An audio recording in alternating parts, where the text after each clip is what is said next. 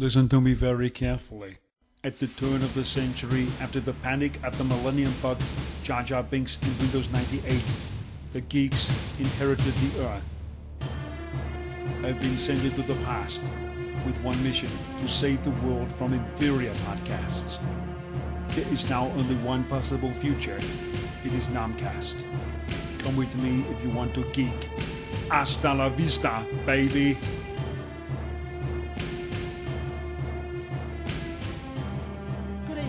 And welcome to another episode of NOMCAST.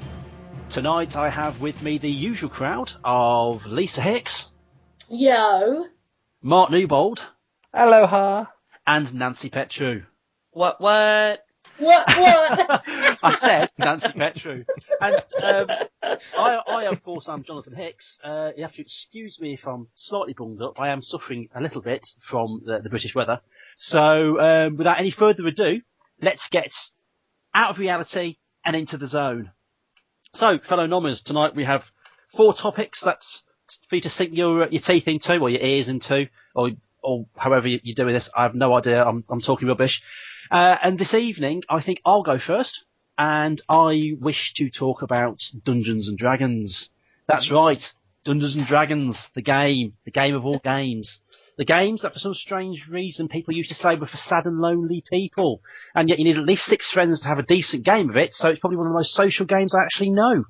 It's a game that's been around since the early 1970s, created of course by Gary Gygax and Dave Arneson. It's been through a lot of iterations since its release, and it has spawned an entire glut of role-playing games which have spread across the world, literally across the world. Well, not literally, there'd be no room for anybody else, but it was really big in the 1980s. Got very serious in the 1990s, and then with the advent of online computer games especially, it started to withdraw into itself. But I think it's still got masses of legs. I think that it is still one of the most creative games out there, and it is one of those things which can't be replaced by computers, or anything else for that matter. It is one of those social, face-to-face, most spontaneously creative games that you can actually sit around and play, and there will always be a need for that kind of spontaneity, and there will always be games of this nature for people to play. Now, that's my soapbox bit out of the way. Now let's get on to what I really want to talk about, and that's D&D 5th edition. I received my copy of it last week, thank you very much, Wizards of the Coast, and I've had a bit of a flick through it. Now, I've got quite a love-hate relationship with Dungeons and Dragons, as in I played it. It was the first role-playing game I ever played in 1984, the Red Box D&D, or the Bet Me boxes, as they're known. I didn't like AD&D 2nd edition. It was too complicated. 3.0 and 3.5 passed me by. I kind of enjoyed 4th edition, but then it wasn't really for me because it felt too much like a war game and not so much like a role-playing game. So, two versions of it that I play and love are Pathfinder, because that's a complicated D&D that I love, and 13th Age, because that's the uncomplicated D&D that I love. So both those games do it for me. So will the new D&D 5th edition actually, I don't know, get in my sails? Will it actually make me feel as though I should return to Dungeons and Dragons? And yes, I'm going to have to say yes, I think it does. Now, we've all dabbled in D&D in one way or form. Mark, I used to play it with you when we first started back in the 1980s. Yeah. Of course, Lisa, you had a stab at Pathfinder a few years ago. Oh my word. And you had a fantastic time, stood on that beach for 3 games, I think. I think you were all killed by zombie goats. Yeah. I knew it was goats. We were killed. Oh, that was. I genuinely. We got into a fight with the zombie goats. We were actually killed by electric lizards. Yeah, electric there you lizards, go. Yeah. I always say Role-playing in a electric goats. sentence. So It's down to the DMs, isn't it? Really. that's the thing with role playing. It's Maybe not only no names. Oh, Nancy as well. You had your first foray into D&D last year online, didn't you? I did, and it made me very sad that I don't have a group locally that I can play with. It's just simply, I mean, what do you guys actually think? How do you view, not just Dungeons and Dragons as it is, but role-playing in general? I mean, how do you view it? Do you see it as a kind of, I don't know, a creative conduit for your own ideas, or do you see it as some kind of, I don't know, some sort of weird get-together where a bunch of people sit around making shit up as they go along? It's hard for me because before I met you, I never knew anything about it. It wasn't that area that I kind of went into. I read fantasy books, that Dragonlance Chronicles, I was raised on them. So I very much thought it was that kind of thing. I go to the Games Expo every year, obviously with yourself, and Bruce is heavily into board games as well. And he loves the fighting fantasy stuff. So I find it very hard to transfer myself as an avid MMOer into a tabletop role-playing game. Mm. Do you find because I don't feel as immersed. That's strange, because with me it's the opposite. I don't feel as immersed in an MMO game, because I find computer games and MMO games, as much fun as they are, don't get me wrong, I do enjoy them. I'm having a great time with Star Trek Online at the moment, free to play of course, and Lord of the Rings Online is fantastic. And of course, me and you, Lisa, were avid Warcraft players a few years ago. 5 years clean. Yeah, absolutely. But I always found computer games much more limiting, whereas the freedom of a role-playing game, I mean, I hate to use the cliche, but you are only limited by the tenets of your imagination. Yeah. Well, I mean, I made the mistake of watching that short program. What were they called? The Guild. The Guild. No, not the Guild. That's MMOs. The guys, tabletop role players. Tabletop, the Will Wheaton thing. No. John, you watch it. It's like a comedy short. Oh, thing. yeah. What was it? The Gamers. The Gamers. And Darkness Rising. If you're listening, I would love it if it was like brilliant. that, because they kind of step into the world. Yeah. And you see that's how it must feel. So I don't know if it's because I've played where I haven't been encouraged to be at that level, but I've never felt as immersed to feel like I was Legolas. Yeah. I'm magic class anyway. So You're always magic. I can't help it. I'm always magic class, and I don't feel that the leveling up and stuff like that was too slow for me. Yeah. I need epic gear. Epic. Yeah. Epic. Gear. Yeah. Epic. I need it. If you can't give me a battle ram, I don't want to play. What about yourself, Mark? I mean, you were there with me from day one. Yeah. I mean, we had a huge time, especially in the 90s, playing Star Wars more than anything else. Well, exactly. I mean, that's me, isn't it? Bloody Star Wars. I mean, I think when we started off role playing in '84 back at Netherstow, had you already got into fighting fantasy at that point? Yeah, I'd been reading fantasy books for the better part of a year. I started with the Chaos in '83. Yeah, so I mean, you were kind of into that already. I was at that time. Sort of Jedi had come out, and so Star Wars was going into its sort of dormant period. So I was looking for something else to get into. We were best mates, still are, obviously, but we were doing everything sort of socially together then as kids, weren't we? So I got into the role play, but it obviously gripped you far more than it gripped me. And I was always interested. You remember, I was always buying little bits and bobs. Yeah, absolutely, yeah. I bought. Do you remember when I bought the 50th? Was it the 50th anniversary edition of The Hobbit or something? And you actually gave me that book. I did, and I got it signed by Roy Tolkien. Really? I did. That's the book that I took to the show. I didn't know that. There you go. And I remember getting one of the Dragonlance, one of the Pern novels, and McCaffrey, and I remember giving that to you because I couldn't get into it, and you obviously went McCaffrey nuts and got a letter from her and everything. So all these little weird things that I really wanted to get into, I never quite did. But role play, when we started doing D6 West End Star Wars in sort of 87, 88, obviously that gripped me. So you asked about whether or not role playing has grabbed me, and obviously, I mean, over the years, you're an expert. You've been doing it for hours and hours with different people in different groups. It's your thing, like Star Wars is my thing. But role play has given me a lot as a PC, with you being obviously a GM for most of the games I've played. To watch how a GM works, how you work a room, how you work a team and stuff, and how it can be led, and having GM'd with a few people, how, from my point of view, how to be in a group where the GM knows what he's doing, as opposed to groups where the GM hasn't got a freaking clue. And we've been there a few times. More than a few times. Yeah. And the conventions of being a gamer, not that I'm any kind of expert, and I get what you're saying about, I far prefer being around a table.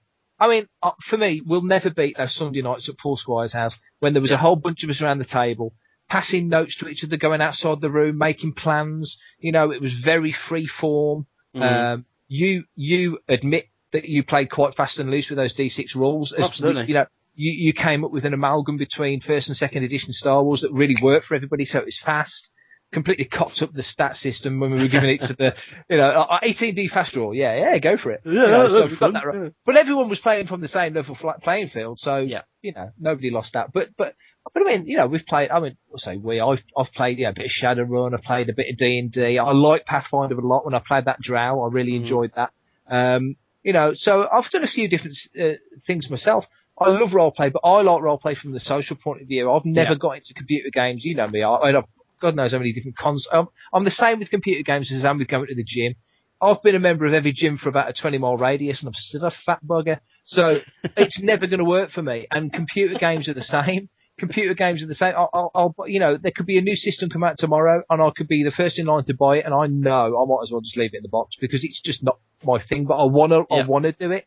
Yeah. And roleplay when I can, and sadly that's life, isn't it? Time becomes a premium. That's right. We're all busy people, so I wish I had the time to give over to roleplay more than to do. Because when we get a good group with a good GM, and it's usually you, mate, a good GM, a good game, the characters are bouncing off each other, it is genuinely thrilling, and it gave me a lot of impetus to do the writing. And obviously together we built the setting sector with Paul and Louis as well. We built all that up. So there's been a lot of very cool peripheral spin-offs. Yeah. And some very, very cool moments, definitely. Yeah. What about yourself, Nancy? Well, my experience with Dungeons and Dragons is rather limited. That was always kind of the forbidden fruit. I grew up in a conservative household, so we were never allowed to really explore that. And then I think by the time that I could have snuck it past my parents, I had moved on to other things. It's funny that you mentioned, Mark, not getting into games very much, because for the past I would say 2.5 weeks, I've been putting in way more hours than I should in Guild Wars 2, which is an MMO. So it's kind of, I think I'm drawn to the tabletop sort of roleplay because I think that's more closely related to, I guess, how my own creativity is with writing. So I'm really drawn to making yourself in your own image, because even in an MMO, there are limits to that. You have to pick a class or a character, and you have to stay a certain way and only carry these weapons and whatever. So it seems like with tabletop, you can really kind of diversify, or you can have more than one character. I kind of liked that though. John, you were telling me, I think it was last year, something about, you had a character for years. Yeah. Or your initial, that's really cool. You can have a character for years in video game form, but it's just really not the same. It's a character that you made, and then it kind of becomes a real character to you, a real person, how when writers write characters. Yeah. It is a real entity that exists outside of the game you made it in, him or her. So that's always really cool. I've always been really interested in that. You gave me my first taste. My husband thought it was cool, but he wasn't jazzed by it like I was. I've kind of investigated that on my end. I am rather intimidated by the established groups that I know exist. Yeah. It seems like a lot to go, because, it's kind of cliquish. All those people are probably friends, or they weren't and now they are. And it's kind of weird having a new person, especially if no one has new characters. That's kind of weird. So it is difficult. I don't really know how to approach that. It is difficult if you step into a game and it's an established campaign, and let's say they've been adventuring together for weeks or even months. And then you are the outsider, you are stepping into their little world which they've created. And in that respect, role-playing can be a little bit difficult to get into, which is why a lot of these big games that they do at stores these days, where people just turn up and they create a character on the spot or bring characters with them, the sort of stuff that Fantasy Flight Games are doing, and these Dungeons and Dragons encounters and that sort of stuff, that's quite good, because not only do you get to play the game in a much more relaxed atmosphere without any pressure, you can actually pick and choose who it's like you use it as a sounding board to see what other players are out there that you wouldn't mind gaming with, and then you meet new people and then progress from there. Oh, that's a good idea. I should be on the lookout for those events then. That would be pretty cool. Yeah, it's more than worth it.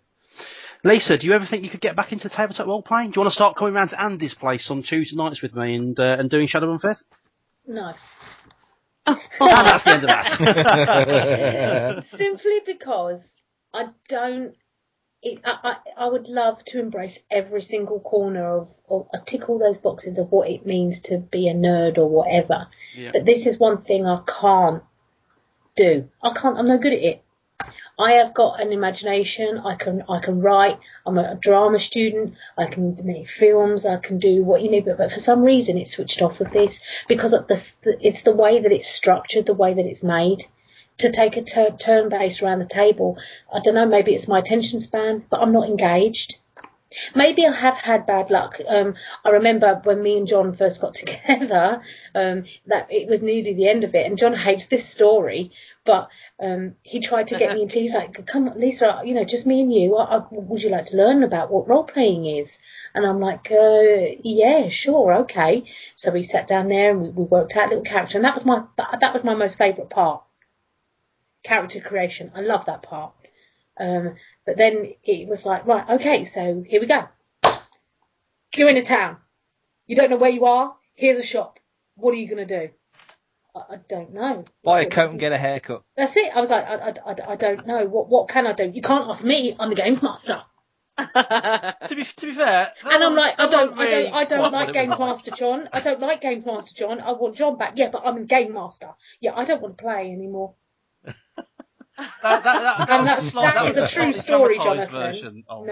That is what happened, and I didn't want to play anymore. But then a couple of years later, he took me into it, and I had a DM. Role-playing encounter as envisioned by Quentin Tarantino. No, I had a games master who took my gold and sold me a piece of rope, and told me that would be great. Naming no names, Jason.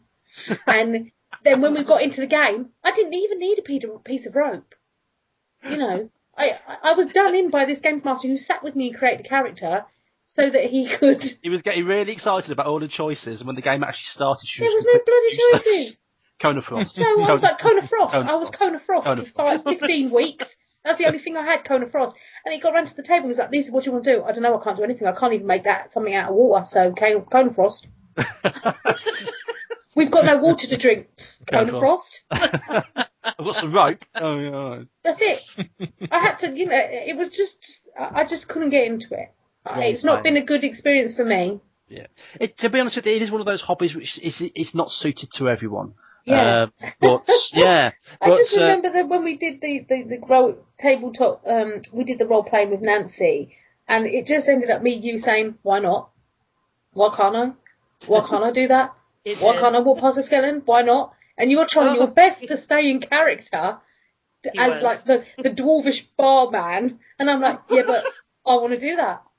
Well, you can, but my adventure says you don't do that. One of the best conversations I've ever witnessed between the two of you. I was in tears laughing. Oh, so yeah, good. I just so he wouldn't break character, and he wouldn't tell you anything. We were supposed to be gathering information, but nobody in that town would talk to us. Yeah. He was responding to her dour attitude. What? With nothingness. I was just like, right, so you're telling us that there's a skeleton that's down there. Yeah. Okay, well, we won't go that way. No, Lisa, you're meant to go. No, I'm telling you now. If I was that character, I wouldn't go that way. That's not quite how it happened. This is another aspect of role-playing. Things seem to change with time. I remember that very differently. Do you? Yes. Well, you're wrong. So does everybody feel as though role-playing still got, apart from Lisa, of course, but does anybody still feel as though role-playing's got legs? Because I think it's always going to be, it's never going to be as big as it used to be. It's never going to be this huge multi-million-dollar cartoons on a Saturday morning industry, but it definitely it's not just Dungeons and Dragons, although primarily Dungeons and Dragons. And I really want the new D&D 5th edition to do well, because it is the flagship game, and I didn't like 4th edition, but this is very stripped down. Apparently they're going to make the rules very modular as well, which I'm really looking forward to. So yeah, I personally do think that role-playing's still got a long... there's only so much you can do with the role-playing game. It is basically a bunch of people sitting around a table talking crap, making up a story together, but I think there's plenty of that. As long as people want to tell stories, there will always be a role-playing game. Yes. Mm. Yeah. Agree. So that's me done. And I'm quite glad, actually, because my throat is actually red raw. So excuse me if I am a little bit quiet for the rest of the evening. And now I'm going to hand over to... I'm going to roll randomly for this, actually. Where's my dice? Hold on a second. Oh, God. I'm going to roll randomly. Hold on a second. Authentic. 2. Lisa.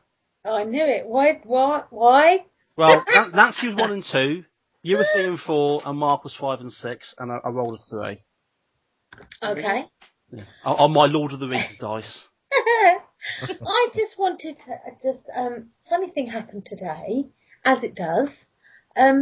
I had some spare time on my hands today, which doesn't happen that much, and I didn't know what to do with myself, so I was on the internet. You know when you're on the internet and you think, I've done everything the internet needs to do for me today, so what should I do? I fancy reading, but I don't have my Kindle with me, so, there just happens to be a picture of Ioma on my wallpaper, so...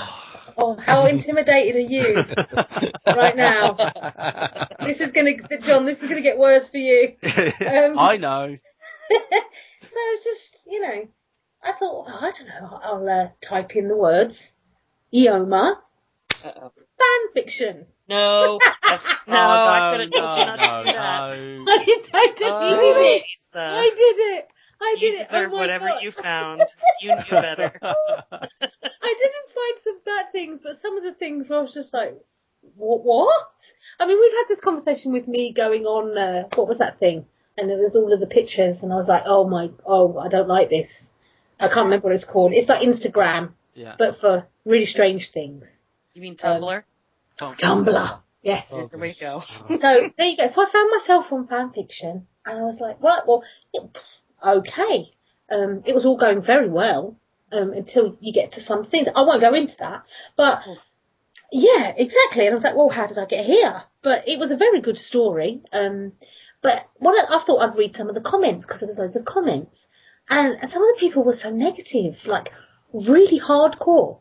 And I'm thinking, because some people take this Lord of the Rings, they won't have anybody say anything that's not canon.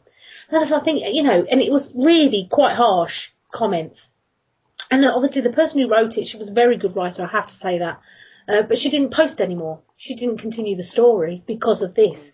And I just thought, you don't need to say that. What moves somebody to be able to go on and say something like that when they know that not everybody's going to be an expert like them, but they were moved by something so much to continue the story. I'm not going to lie, I've written fan fiction when I was younger because I loved something, I was engrossed in something so much that I didn't want it to end.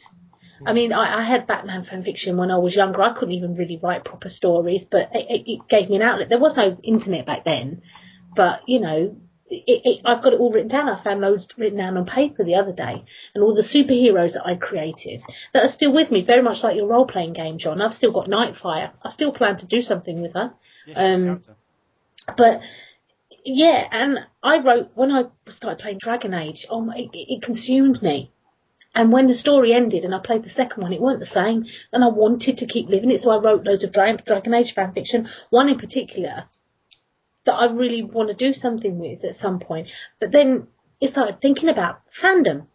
And I think this is a new term for maybe young girls. I don't know if it's so much boys that really get into it. And then so I typed in the internet again, fandom. And I came across a website, it was WikiHow, and it was an 8-step program on becoming a fandom girl. Oh no. Yeah. And I was just, one of the points was that, yeah, really. And it says part 2 is being part of a fandom. I'm just going to read this out to you, okay? Try to have a civil discussion about problems in fandom and in source material. Shipping wars are some of the worst offenders in this regard. The small and typically polite due south fandom was almost torn apart by the Ray Wars. Ray Kowalski or Ray Vecchio, and who should be shipped with the main character, Constable Benton Fraser. And I'm like, what? Honestly? So I thought I'd read into this shipping thing a bit more, and I wish I hadn't. Because I felt like I was going back to being the person who wrote the nasty comment. Because I didn't understand why some things needed to be changed. And I don't know. I think freedom to people wanting to change things, but then if you're changing things, are you God modding? And is there then going a step too far? I've just got something. I just want to put. The people that are listening aren't gonna see this, but I've just put a link in the box underneath everybody. You can click on it, and it's basically something I've been collecting for years, and it's my Pinterest page of what makes a Bat Hobbit. And if you click on that link, you'll see everything that has built me for years. You've got everything that's in there. And there's nothing new, there's no new things in there. So that says to me that I'm stuck in my ways, and that very much like as John was saying about the role-playing games, I probably couldn't embrace it because I am stuck in my ways. So I'm trying to open up to see these new things that are coming in. But when there's a regime to it, I don't think I can. And I just think that, if somebody... I've seen people in Batman T-shirts, and I've under my breath, I've gone, blasphemer. Yeah. Yeah, and I kind of thought, maybe, I do take it a bit too seriously, but I love people who do cosplay. And even LARPers to that, I'd love to go to one of those festivals, one of those fairs, and LARPers make a convention for me. And, I do like people paying homage to something, but when does something stop paying homage to it?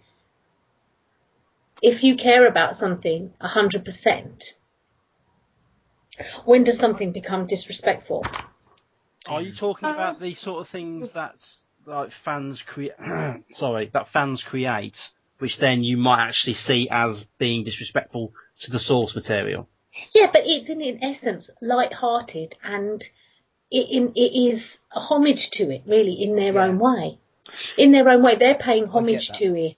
Yeah. But this particular story where, going back to Eoma again, it was a really nice story. It was after the War of the Ring, and, he'd come back and he'd taken up the place as, as king, and everybody knows that it's Lothriel that he marries, but it was another character. She was a scholar, and this person took such offence that she'd created another character instead of going with who he should be. That is the age-old, okay, I'm younger than all of you, so I feel like Don't rub it in! No, I only say that as a point of reference. It's whatever, Nancy. Frustrating that I am not older, truly. Okay, Lisa, did you come across anything about the Harry Potter fandom while you were looking that up? Yes, that was what John... Okay. Because I said... Right. Cause the thing is with Harry Potter is I used to run a website called Hoggers Bloggers.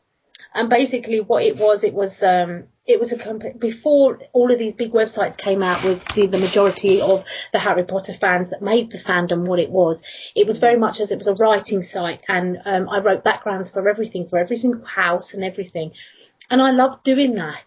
But I did come across some stories now where it kind of sapped the fun out of it for me, I found. Yeah. And it was a lot of... I don't know. I can't really explain it, but for me, it's kind of like I was writing Star Wars and X-Files fan fiction before I even knew what that was.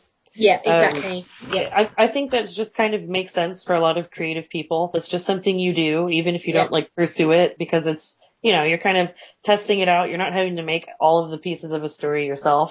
And actually, I think it develops.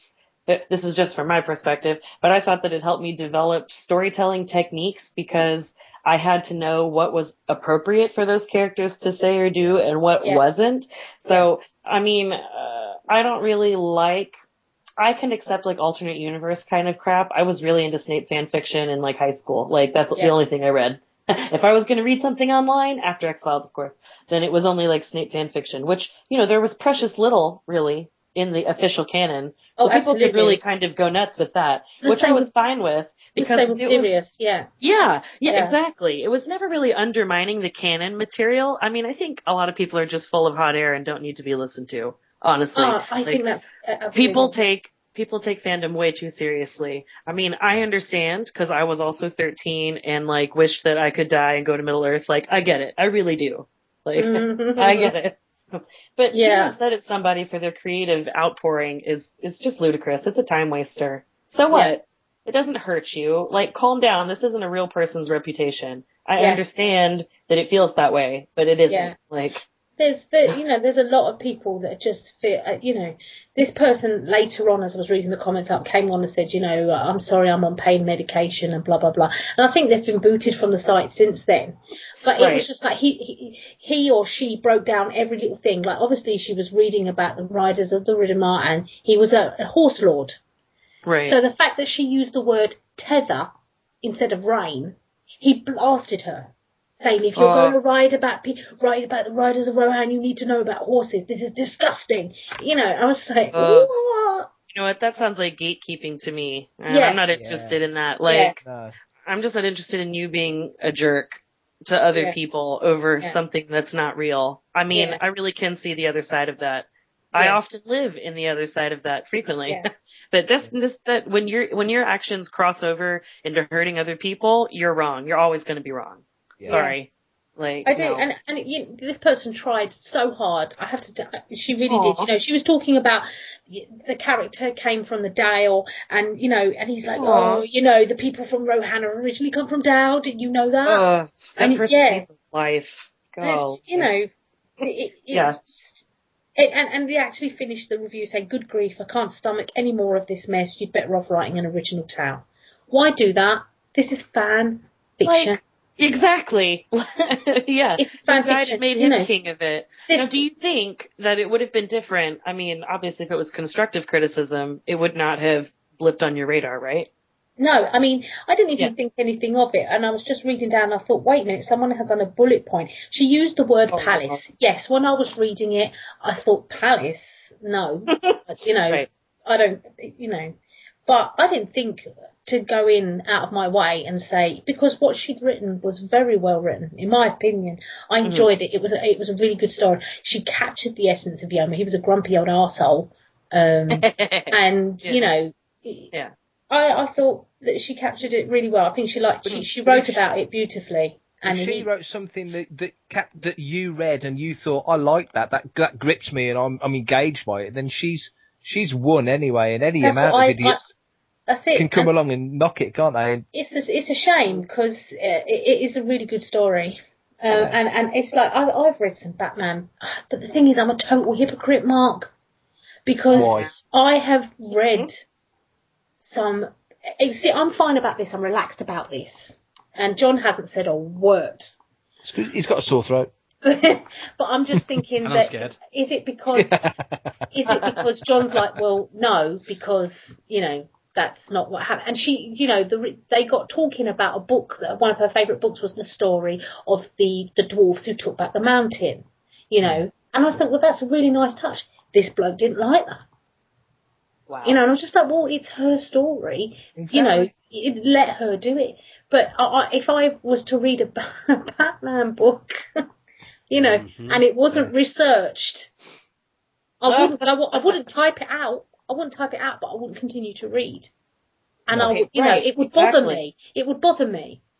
Well, because I'm aware I've got flaws. I know I have, and I'm a nightmare. I'm different. I'm a nightmare with things like that. But when I was writing my Dragon Age, which I think was some of my, I can't really believe it more in-depth fan fiction, was because when you're playing a computer game or you're immersed in it, you're immersed in the lore. And Nancy, I bet you could tell, Skyrim back to front. Oh, yes. Yeah, you could. With Dragon Age, everything, all of the gods, I knew all of it, the makers so and cool. things like that. I love her. And so I found I was engrossed in it. And it carried on. And John's often told me to sort it out and do something proper with it. So I have told you plenty of times to take the story, to change the references, make it your own, and then carry it on. Because that's some of the best stuff. That is some of the best stuff that you've written. And the only thing that touches on Dragon Age is the references. You could easily make that your own. That's the great thing. That's the great thing. That's exactly it. That's the great thing about fantasy fiction. It's one of its worst things. It's one of its best things. One of its best things is the fact that it can be interpreted in many different ways by many different people. As long as they like the fantasy genre, they're going to enjoy it. One of its worst things is people can easily say, sorry, that's been done before. And it does have a tendency to repeat itself. But what you wrote, I reckon, I reckon you could do something with. Leave those Dragon Age references out. There's not many in there. That's the exactly. thing. That's just it. It's hardly anything to do with it. Thing is, you have a go at me for not carrying on my League of Seven, and I have a go at you for not carrying on your Dragon Age fan fiction. Now, I think we should leave it there before we turn into a fan fiction domestic. No, I'm just saying. All I want to say is, if you think about this thing, fan fiction is important, and fan fiction can make a difference because both me and Mark can attest to that. Well, 50 Shades. 50 Shades are great. 50 Shades is Twilight. Yeah. That's why it's shit. Fan fiction. That's Jonathan. This is another thing. I mean, John won't come to see the film with me. Isn't that weird? Me and Ruth are going to be first in line, so... You see how... I have posed this question. I'm sorry I wasn't there. People. Yeah, Nancy would totally come with me. Totally would, yeah. Me and Lisa can go then. Yeah, alright, Mark, let's do it. Well, I'm sorry, I'm still holding a bit of a grudge because Lisa went to see Guardians of the Galaxy without me. Yeah. Have you seen it? Oh, no, I haven't seen it yet. You haven't seen it? Yeah. You can all sod off, alright? I haven't seen it yet, alright? Just deal with it. Amazing. Do you know what? I can't get... I hate saying it, but it's a really good film. But do you know what? I've totally been... I can't get... I don't, there'll never be another Carl Urban apart from John, because if I squint my eyes like that, and then John looks like Carl Urban. When you say squint, do you mean close? Yeah. Shit. So, but Chris Pratt makes me laugh. He's funny. So, and it's not even through Guardians of the Galaxy, it's through Parks and Rec, which is my most happy... Andy! The best FBI agent in the world! Burt Macklin. But he's not better than Ron Swanson. I have to have him in my life. I agree. I have to have some Ron Swanson. His hair's amazeballs. Before we spill over into the world of US sitcoms... It's not a sitcom! Yes, it is. It's weird. It's like a comedy sitcom. Friends I don't know what it sitcom. Parks and Rec is just... Yeah, it feels like British humour. That's why I think I like it. It does. I agree. It feels like British humour. That's why I love Arrested Development. Oh, God, It feels just like that. I just love Parks and Rec. I am Leslie Knope. Oh, God, you and me both. I want to make the world a better place. With waffles. With waffles. I want to fill in a bit. Yeah. But anyway, I digress. So, anyway, that's where I am. I think fan fiction is important. I think people should be allowed to do what they want. You don't have to read it. And I think everybody should have a go at it. My own personal view... Yeah, it is. My own personal view is that, like Nancy, I cut my teeth on fan fiction. I actually learnt lots of different techniques, skills. I wrote loads of stories for Mark's website, Lightsaber, but I did it in lots and lots of different ways. I was practicing with lots of different ways of writing and how to approach it, third person, first person, sort of narrative, present, past tense, blah, blah, blah. Tried it until I found a style that I liked. We were always very careful with our Star Wars fan fiction. That's why we created the setting sector, so that we had an area that we could play in and keep it sort of running alongside official Star Wars canon, but without interfering with official Star Wars canon. So everything that we creative complemented exactly. It never overshadowed official Star Wars canon, and everything that was amazing and huge was its own little sector. And that's what made it work. As far as people changing things in fan fiction is concerned, it's fan fiction. It's what Nancy said, who cares? If that's what they want to do, then let them do it. And everybody's got their own different styles, everybody's got their own approaches to it, everybody's got their own levels of talent. So let them get on with it. And I've had this discussion before. This is me going off on one very quickly. I like the new Hobbit movies. I'm not as enamoured with the new Hobbit movies as I am with the Lord of the Rings films. But I'm okay with them, absolutely fine with them. They're a bit of fun, because they are probably aimed more towards the younger demographic, as the book was. So I haven't got a problem with that. But lots of people complain. I mean, I don't see the point of Toriel in the second film, to be honest with you. I don't get it. But lots of people complain about these changes. But what I always say is, I find it difficult to get bent out of shape. This is probably me completely destroying my nerd credentials, but I find it difficult to get bent out of shape over something that doesn't exist. Oh! If you don't like it, I'm sorry, but there you go. I tell you, I do get upset about certain things. If you're losing like Stallone Judge Dredd, completely destroyed Judge Dredd. That's not Judge Dredd, okay? Because I always look at the essence of what makes something great. Urban as Judge Dredd. Shit, I'm saying it out loud. Urban as Judge Dredd. Brilliant, because he captured the essence of Judge Dredd. He totally If you're going to do something, then do it wrong. You know absolutely. what I mean? Shut up, Lisa. I understand the change. I mean it. Shut up. I understand the changes that people have to make things work in different mediums. As long as you capture the essence, that's absolutely fine. But other than that, if you want to make a change, make an addition, take something away, then go ahead and do it. As long as it doesn't make everything stupid, then go ahead and do it. Sometimes. Isn't that what Tolkien said, though? Isn't that what Tolkien said? That's exactly what the only thing that Tolkien didn't want. Yeah. The only thing that Tolkien didn't want to happen with the film was that it was Disneyfied, which would have been atrocious. Let's face it. Yes. Yeah. So that's the only. But even he knew the size of his book. He'd already had it broken down to 3 volumes because the publisher couldn't create an entire single volume in one go. So the only reason why it got broken down to three different books, and why I think up titles for them. Let's face it, the last title kind of gives it away. But you know what I mean? It's the whole thing. When he was talking about the movies, even he knew that changes. Douglas Adams, when he wrote, that guy was from that background anyway. He knew that changes would have to be made for those things to be made. If you accept that, that's fine. But don't tell everybody else that they're wrong just because they either accept or deny those changes. All they can ever be is based on Hitchhikers, based on Lord of the Rings. The only real Lord of the Rings is the Lord of the Rings. Right. So, your book, your originals, they haven't gone anywhere. They're still there. You can still love them. You can still enjoy them. But sometimes, John, you write or you get upset about things because you don't think that the author did the right thing. So, for example, let's talk about Harry Potter. I think J.K. Rowling, she had a great idea. She did. But I do totally 100% believe that she was guided in the way and the storylines by fandom. In what way? And to sell. That's it. Because, my God, the best character that she ever created was not Harry Potter. My God, in my opinion, he was the worst.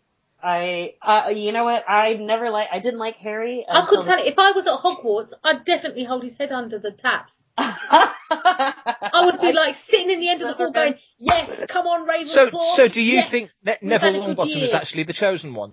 I don't think Neville Longbottom was the chosen one, no. No. Either one of them could have been. That's the whole point. Voldemort to the boys as equals. Same birthday, same house, both lost their parents to Voldemort. I just can't. I found myself when I'm reading Bruce's bedtime stories now. He's never read the Harry Potter books. He's actually hasn't even seen the films. He is reading the books. He's reading the books before the films. So we're currently going through the Philosopher's Stone right now. So he's just his next chapter is the Sorting Hat, and he's so excited because he knows he's Ravenclaw. That's why I love him. He knows he's Ravenclaw. Although you say that, he was running around the garden earlier with my hat on and a whip, being Indiana Jones. So he's fickle. He is the natural successor. Yeah. But it's, I genuinely think the best thing that she ever created was Sirius Black. That character, great character, was just amazing, and she bitched him off. And I don't even think in a great way. Oh, no, I do think it was a good way. I don't think it was a good way, because when she wasn't done there, the second best character, she ruined his life. Remus. She's the George R.R. Martin of the children's literature. And, Tonks went with him, and it just, I lost my for once, I know that people have to die, and I know that there need to be, but my God, there was no man standing. That was had to matter. The worst X-Men film.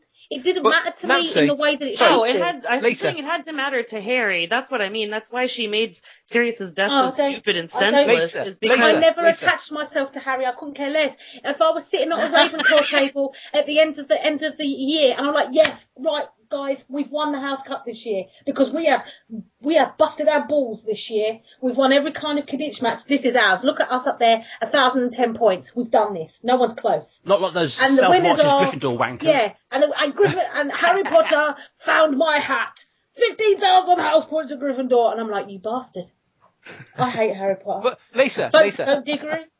How can you say that fan fiction isn't wrong, and then say that the actual source fiction is? That was my point. That's what got me onto Harry Potter. I think sometimes we write stories because we don't like what they've done. I, for one, certainly wrote serious stories because she never spoke, in my eyes, when she flashed back for James. She didn't James flash back for... Yeah, he was a prick. Is. Let's not forget that.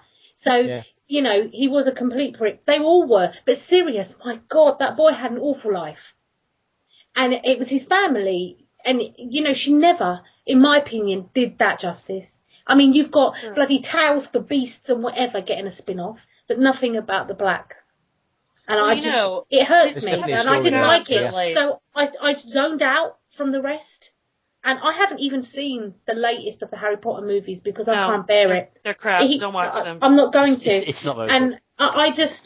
I really just loved the adult characters much more than the kids.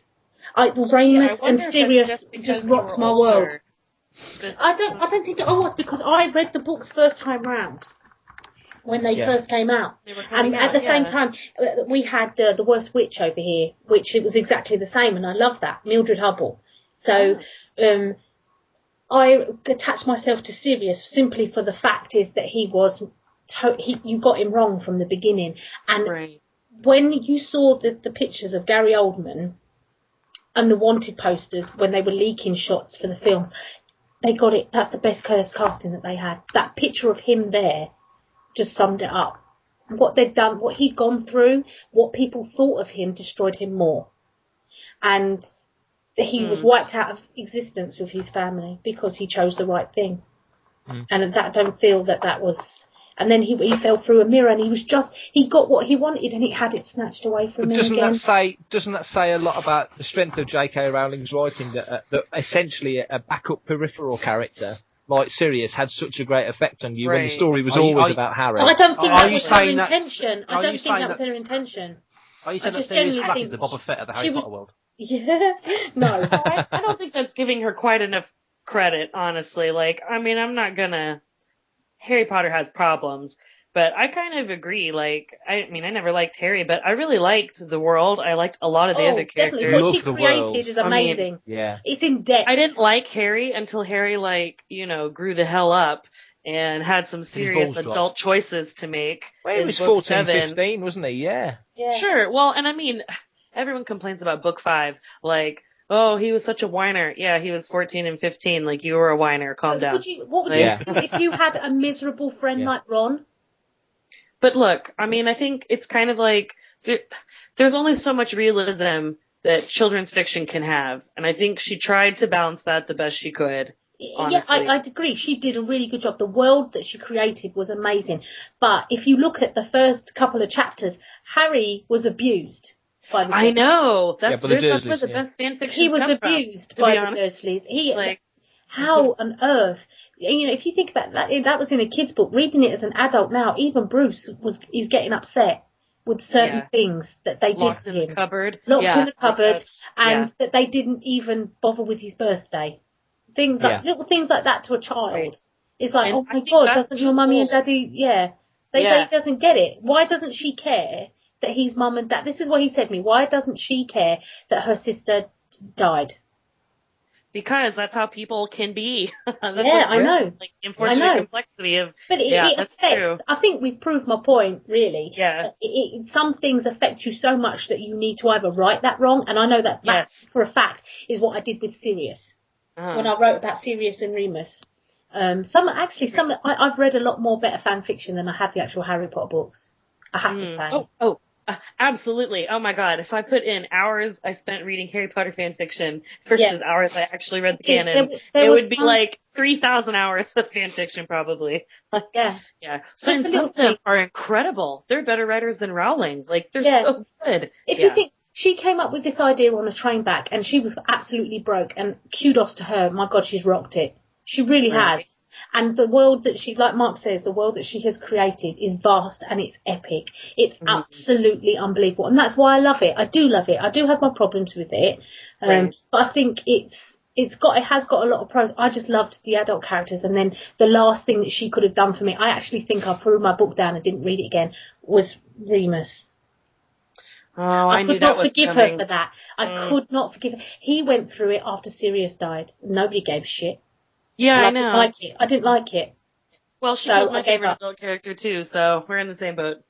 I don't, Yeah. I think Albus Dumbledore died, but I always felt he was the Obi-Wan of the group anyway. Oh yeah, he was. Of course, the I was best. amazed he So- lasted as long as he did. He's an old wizard. Exactly, Yeah, of course he was going to die. Yeah. It was, but yeah, anyway, that was... And he has his Gandalf off the bridge at Khazad Dûm moment. Oh Doesn't my God, you shall not pass. I think that's my next tattoo. he? With the gerbil Well, where are you on going to it. have the tattoo? Oh, stop it, Newbold. It just got carry on. It just turned into a carry on. I agree with you though, Lisa. I agree. I wrote Harry Potter fan fiction. Did you? With Yes, me? Lisa. You With published me? it, Lisa. Yeah, on Hogwarts Blog. Bloggers. Yeah. He I did wrote, actually. I wrote He three was, stories. he was trying to woo me. Yes, that's right. Oh. I wooed you Obvious with Harry word. Potter fan fiction, and it was. He tried. He said first thing he said, I don't know anything about it, and I said, well, I'll help you. We'll do it chapter by chapter. I'll do one chapter. You can follow my lead. And I think it was about Remus, wasn't it? He was dark arts. It was a period where he was dark arts, and he had a new pupil who happened to be a werewolf. So John was a werewolf killer. So I created a character who was part werewolf, part vampire, and he was actually trying to hunt down his sires in an attempt to wipe out all werewolves. And this is something that I added as a fan fiction writer, adding shit to somebody else's universe. And it turns out that he was actually the father of all werewolves, and he was actually what he was doing. He wasn't trying to destroy the first werewolf to destroy the entire line. He was trying to kill all his children because he felt guilty about what he'd actually submitted, what he'd actually put out to the world. So he'd gone to Hogwarts to use their library, the extensive library, to research a bit more about werewolves and find out more about them spreading across the magic world. And he didn't actually meet Lisa's character. We didn't actually get that far with the story. But he did meet up with Dumbledore on the roof, just on the night that he was supposed to change. He managed to stop himself from changing into a werewolf because he's vampire blood. Because he knew as a werewolf he'd only lived the life of a mortal. So he got himself bitten by a vampire so he'd actually live as an immortal to give him time to hunt down all the werewolves. So he had these two creatures inside him tearing him apart. And he knew that if he changed, he'd never change back. He'd change into this weird beast that would just create havoc. A vampire. Or a werepire. That actually sounds like a bowel infection. Yeah, a werewolf. It's over there. But it was just a bit, it was a bit self-indulgent. And, but yeah, it was fun. And that is what it is. I never read Harry Potter, but through the fan fiction, I had to do a little bit of research about the Harry Potter world to find out, so I knew what the hell I was writing about. Right. I actually came to appreciate what Rowling had actually created. So fan fiction, fan fiction is actually is good in many respects. So there, we've talked about that a little bit longer. I am sorry. Oh no, it's a good topic. That was really interesting. Yeah. So in that case, that's going to push us on to Mark then. Right, I'm going to talk about a subject that will definitely get Lisa's buttons pushed. I'm going to talk about DC, which I know you're a lover of. The recent news that they are for life.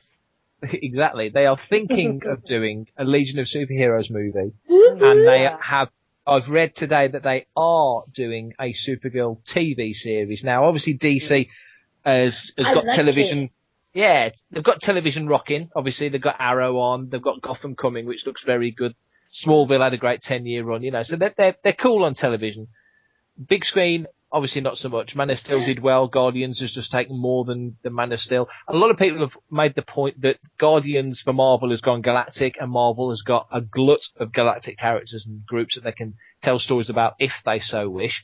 DC has as well, but Legion of Superheroes is probably the primary one. My question is, DC, they've got the grounding in a way that Marvel hasn't in terms of the comics because they've got a longer history. They've got a shared universe that started kind of around about the same time, but as Marvel, which started off as a shared universe from scratch pretty much anyway. My feeling is for DC, they've got to get the DCU laid out properly. They've got to get the history of the DC universe explained to the audiences quicker than Marvel has, because I think Marvel's probably more in the zeitgeist at the moment. People are going to accept newer things from Marvel, i.e. Guardians of the Galaxy, which has been, a massive hit, biggest August blockbuster in the States ever. It's pushed 300 million this week, so it's gone over the boards. if DC try and do something similar with Legion, whilst I've got no doubt it'll be a great film, I don't think it will connect in the same way because it's just not there yet, you know. Yeah. What do you guys think? Do you think DC have got to roll out their product in a very different way to the way Marvel has done it from their model? Or do you think that the DC characters, obviously Batman, Superman are there already, Wonder Woman, Flash TV series I forgot to mention, you know. So there's things on television, things on the big screen, characters that are coming into both. Do you think DC's got to try and do it in a different way, not rush it, let it grow organically? Yeah. Or do you think they've got the strength in the characters to be able to push it out quicker? I think that they are very different houses. I think Marvel are trying to do things at the moment because they're vast, but they're also spread out. I don't know a lot about Marvel, so I could be wrong here. They tend to be doing a lot of stuff that revolve around the Avengers. So anything that can link to it, it's a big buck thing. So they're going to stick to that. DC, everything is together anyway. Everyone's quite close-knit. You're saying that Guardians of the Galaxy, yes, it was brilliant and it was very futuristic.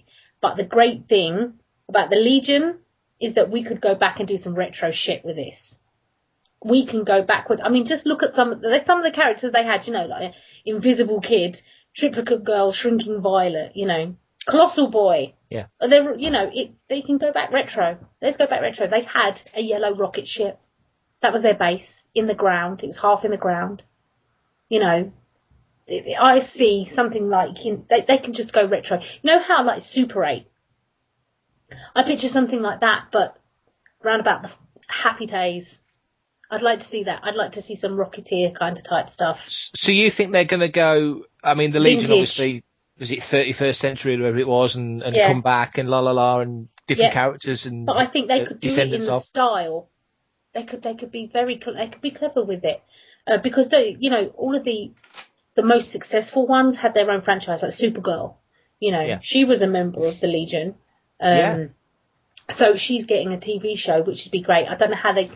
I don't know if you've seen Supergirl's new costume. Yes. But, you know, they're getting riskier, especially with the age. And don't forget, it's a tricky thing with the Legion, simply because, yes, they probably will answer the galactic call. Yeah. But the problem is that we've also got a lot more Young Justice League. Yeah. They all took their place because the members in the team were intergalactic. So it's a tricky one.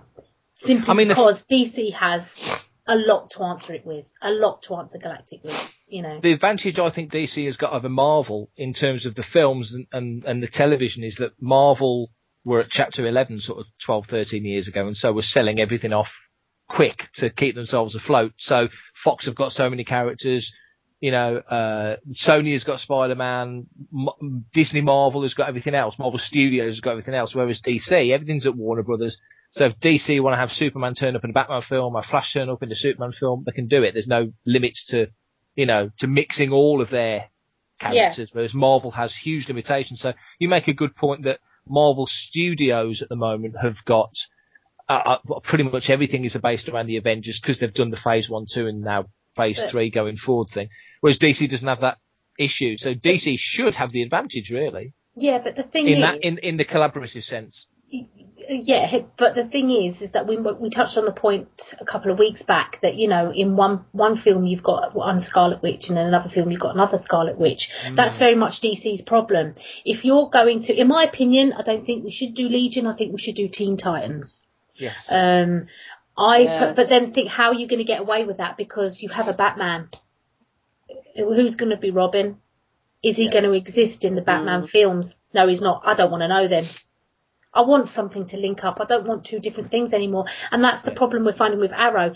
Arrow, whilst it's a great show, and my God, it's bang on. It's a homage to it. Leak is bringing in more and more Gotham type characters. Yeah. And, you know, they've just said that Liam Neeson might be turning up as Race. Warrigal, yeah. I'm mixed emotions about that. I don't know. It would be great, but then that means, that they're acknowledging the old Batman films. Yeah. I don't think so. I think they decided that today. Yeah, I think that also there's, you see the cast for the next season of Arrow, which starts shortly. It's getting bigger and bigger. Yeah. And I just think, what are we going to do here, guys? Are we going to have an instance where we're going to have two different types of characters? Because they've already got the Flash. And I just think if you're going to do Justice League, you're going to have two Flashes. You're going to have two Green Lanterns. Do you think that's what's going to happen? Because Marvel on television are doing their stuff on Netflix, Daredevil, Defenders, Jessica Jones, all that stuff. And they've made it very clear, Agents of S.H.I.E.L.D., you've got the Peggy Carter series coming. Yeah. They've made it pretty clear that if it's a character on the TV series, it's the same character in the movies. You've had the crossover. That's what they've done. I have to say, that's what they've done right. They've done right? They've done that right. Yeah. Because I'm not really, this is why I think it's good to stay away from Robin. But you can't do that forever. Because he is a great character. And at the moment, what's happening is, Damian Wayne is back. So what are you going to do? Who are you going to, where are you going to pick this up? Because, my God, I'm telling you now, the one thing I didn't like about the end of The Dark Knight Rises was Joseph Gordon-Levitt's bomb drop. Actually, that really pissed me off. Yeah. Because don't start halfway through.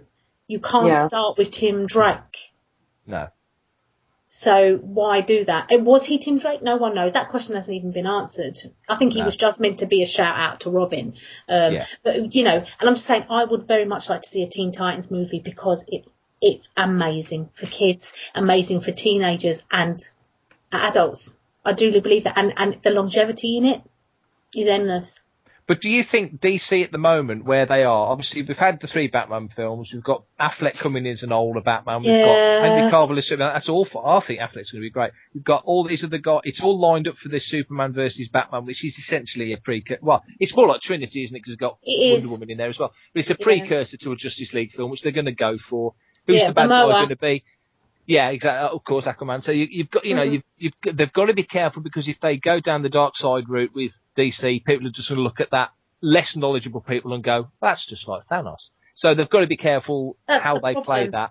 It is a problem, isn't it? It is a problem, but do you know what? That's why they're trying to do the things that they know about these characters.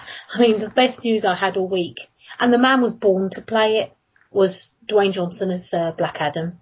Totally. Oh, when they said they were talking about him as Shazam, it's like no, he's not Shazam. No way. He's not Shazam. He's Brandon Routh should play Shazam. Billy. There was one thing that we were reading. Billy, and you didn't even see him as Billy. It was Shazam, okay, but they were calling him Cap, so he was still Captain Marvel. And he was going out and he was like trying to. They didn't accept him into the Justice League, and he was sitting around the table with them, and Batman's going, give him a chance, and Wonder Woman's going, he's a kid. That's it. Batman knows all about working with young boys, though, doesn't he? He does. That's it. And he's got he says he's got he looks like a man, but he's had brain of a child. He's like, I don't see, he can take care of himself. Either he's going to do it, or he can do it with us. He can do it on his own and get himself hurt, or he can just do it with us. And then when he goes back and he lands into his room and his dad's there and that, and he's saying, so what did you do today? He goes, and there's a grown man who's going, it was totally awesome. I got to hang out with the Justice League. And I don't think Dwayne Johnson could have carried that off. No way. But he'll be a great Black Adam. Black Adam's a nasty bastard. He will, he'll absolutely roll that. He was a nasty bastard, but Cersei fixed him. He had something very special taken from him. Yeah. And, Shazam, I just want to say, is the most underrated comic book character. I love him. Yeah. So hard. I'm so excited about that news. And I think that is our little diamond in the rough. I don't argue. I think DC, if they do it right, potentially have got quite a few. I think if they get Guy Gardner right with the Lanterns, that'll go nuts because he's a brilliant character. Yeah. I think if they get Blue Beetle right, that could be fantastic. Yeah, Blue Beetle and Booster. I'm thinking of the Justice League around 1990 when Keith Giffen was writing it and Kevin Maguire was drawing it. So you got you got Guy Gardner, you got Batman in there coming in when he was with the Outsiders. Obviously Blue Beetle, as I say, Booster Gold. It was just Fire and Ice. There was like all these really cool characters that were all bouncing off each other, and it was, apart from the fact it was bloody funny, and Maxwell Lord in charge, who was brilliant, like a wrestling manager. You know, it was so much fun, and Marvel was doing funny stuff at the time, but Justice League was just awesome. Justice League is just awesome. I mean, and if they're going to take it around the time of Final Crisis, which one I think was round about the last time that you really saw it blow up, really. But you've got the New 52, which has helped a lot with old things like that. Yeah, I've not read that yet. I keep hearing about it. Yeah, the New 52 one, it's not so bad. I mean, I'm not au fait on it, but I need to know about it. Yes, so I do know what's going on. I need to know what's happening. What are they doing? But my favourite thing so far has been Justice League Dark.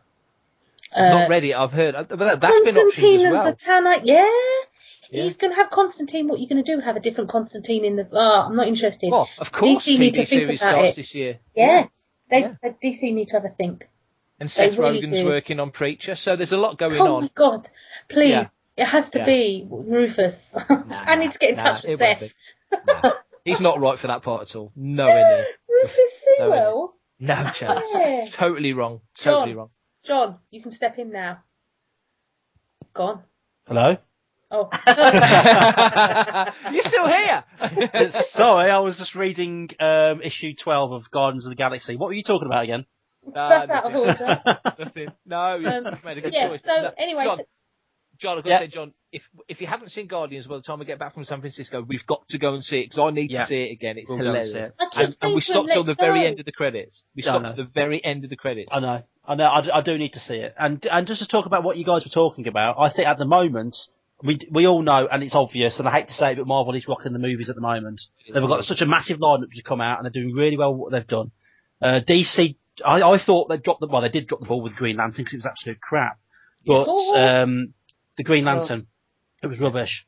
But the three Batman films, not so much the last one, but the first two especially, were really, really good. No, and Man of hang on a second. And Man of Steel was my favourite film of that year. But where Marvel is rocking it in the cinema, I don't like Agents of S.H.I.E.L.D. I just can't get on with it. I just don't like it on the TV. Very bad. But every DC TV show that I've watched in the last 3 or 4 years has been excellent. Arrow's brilliant. Flash looks great. Gotham looks like it's going to be an amazing show, and I do enjoy, maybe not so much the first season, because it really was just Dawson's Creek with capes, but Smallville was actually wasn't so bad at all. But yeah, DC are going to have to pull something out of the bag pretty special to beat what Marvel's doing at the moment. There is nothing stopping them from doing that. I think in some respects they should stop being a little bit. They need to lose that kind of Tim Burton influence and. So be a little bit lighter about it. I think DC, yeah, that's true, but DC do take themselves a little bit too seriously. Whereas Marvel at the moment appear to be all about just having a lot of fun, which is something that I appreciate, which is something to be appreciated. John, that's the thing. Batman's not meant to be fun. Yeah, but unfortunately we are talking about the guy. No, I don't care. Batman is not meant to be fun. He's meant to be grey look at the 1960s TV show. When people think of Batman, they either think of I don't know, Only Fools and Horses sketches, or they think of the 1960s camp show. Yeah, you know what I mean? Unfortunately, unfortunately, that's just the way it is. I'm not saying that Batman should start. Show. Yeah, but I don't think Batman should go out and start having parties and having a great time and winking at the camera and smiling a hell of a lot. It's not about that. That's what I'm saying. You're always knocking the Tim Burton Batman, but he captured Gotham to a T. He captured Gotham. He didn't capture Batman. I don't. Yeah, all right, but he captured Bruce Wayne. He did in bits. He captured Bruce Wayne. He did in bits, but it's harder to capture Bruce Wayne than it is Batman. Michael Keaton was an amazing Batman, but unfortunately, it kind of breaks the character down slightly, where he smashes the guy's brains out on a bell and then throws him down the shaft to kill him. You know what I mean? And then you're kind of thinking, hang on a minute, what just happened? That kind of throws. I mean, fair dues. I know that Batman not killing people was part of the Comics Code Authority stuff, but unfortunately, also consider the fact that if you play the Arkham Knight game or the Arkham City game or what have you, the new Batman computer games, it's brutal, and I love it. Yeah. It's absolutely brutal. Gotham's brutal, though, isn't it? He never. But that's what makes him a fantastic character. He's probably as twisted as the people that he hunts down. Yeah, and he dresses. He's obviously batshit insane. He dresses as a man. That is why it's harder to capture Bruce Wayne than Batman. That is why it's harder to capture. The job is not capturing Batman. Yeah, but it's not it's capturing. He's not all there. He's slightly tapped. But the fact is, he believes in justice, and that's why he works so well. That's it. He completely believes in justice. and he will never cross that line, no matter what. No matter to the person who killed his son. Yeah. He still didn't cross that line, and he drove his family away. Yeah. It drove them all away because they were prepared to do it. But they failed. He didn't. They failed. Yeah. Everyone he took them on, he said, this is the deal. It's justice or nothing. If you don't like it, go. And they agreed to do it. And he mentored them. He gave them what they needed to do it. And when they came to it, they failed, but they turned on him. They still don't get it. That still hasn't been addressed. Yeah. But he is alone, and he will always be alone, and that is probably how he likes it. But the job is not capturing Batman. That's not the hard part. The hard part is capturing Bruce Wayne. Yes. Batman is the side. True. Bruce Wayne is the story. Which is probably why And I the didn't like only the third person Batman who film has as much. done that, the only person who has done that is Christian Bale. I think that's probably why I didn't like the third film that much, because the film was called Batman, for God's sake, and I wanted more Batman, less man. I mean, yeah, I understand what Bruce Wayne went through, but we already knew who Bruce Wayne was in the first two films. There was no need to run him for that long. This is the difference between Batman and Superman, isn't it? Superman is Clark Kent is Superman. Yes. Clark Kent is Superman, and Superman is the costume. Yeah. But in Batman, Bruce Wayne is Wayne's Batman, the costume. but Bruce Wayne, the person, is the facade. That's the difference between the two. Yeah. So I think you're right in that you've got to get Bruce Wayne right, but Bruce Wayne is the act. Batman is the man. Exactly, Mark. Yeah. Exactly. Yeah. Absolutely. He is. All right. You want to scream at him sometimes. Get over it. But something else happened to him. Something else happened to him that he still doesn't fully understand. And Gotham is so twisted that they're finding new ways to go back and fuck it all over. Yeah. The Court of Owls, just put a pin on that. Dick Grayson. If you just say Court of Owls and Dick Grayson, you never saw that coming, but they're clever with their writing. You've got some of the best writing team working for them. And, once you've got that, I just think that you have to put Batman aside. If you want, you have to put Batman aside. You can't do anything. That's what Ben Affleck, I'm glad he's playing an old guy. Yeah. The Dr. Travis, my Dr. Trav, he says, he did a panel at Comic-Con saying that, let's be realistic, and this man has analysed, he's a psychologist, Dr. Travis Langley, he has analysed Batman, and he says, let's be honest, Batman could only do this for 14 years. His body wouldn't be able to take it. No. Right. Yeah. And no human body could take what he does.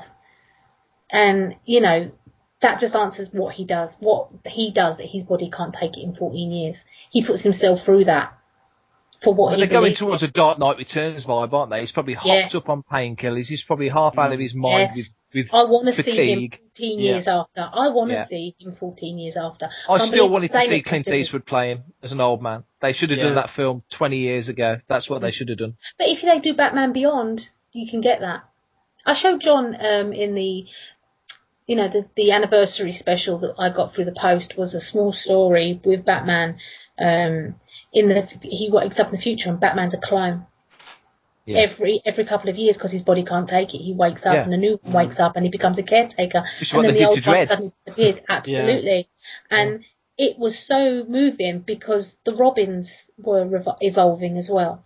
Yeah. They weren't clones, but he was there. And the technology that he fought with was getting older and he had a chance, and if he wanted to escape, he could.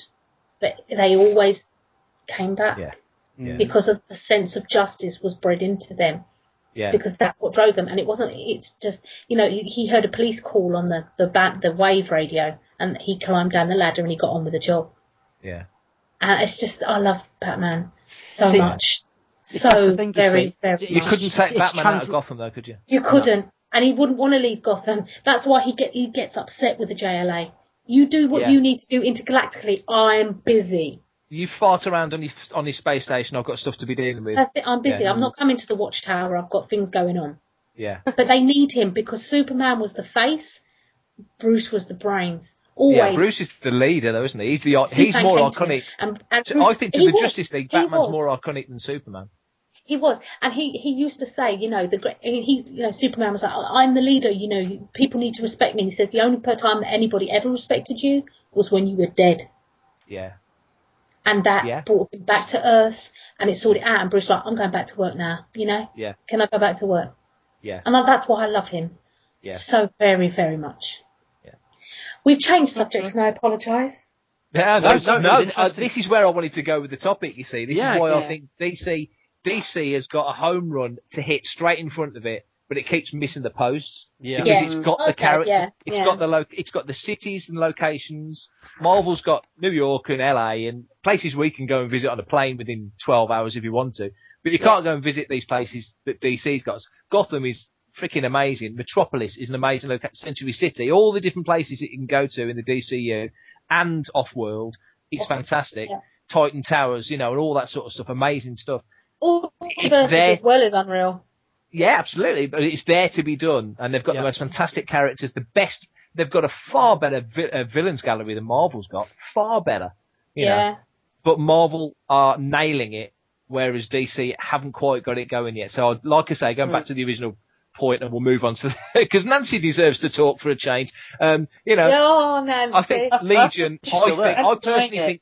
Sorry, Nancy. I personally think Legion it's too early to be even thinking about doing a Legion movie. I think there's way more important things to get to before that. Yeah. Okay. Well, that was informative. Sorry. So, like I said, it was informative. So this leads us on to Nancy. Nancy, what would you like to squeeze in? I was just, and squeeze is the correct word. I was just going to talk about, you know, we haven't, I guess since our Star Wars episode, we haven't really chatted. There hasn't really been a lot of news besides the trickle. However, there is news. Well, sort of. Rumors as usual, right? The rumor mill's grinding. Supposedly, and I'm going to share the link with you guys, there are leaks. Someone has supposedly seen Episode 7's script. Oh, okay. I guess I wasn't expecting any, I mean, click at your own peril, you know. Yeah. I don't really care about being spoiled, but you might.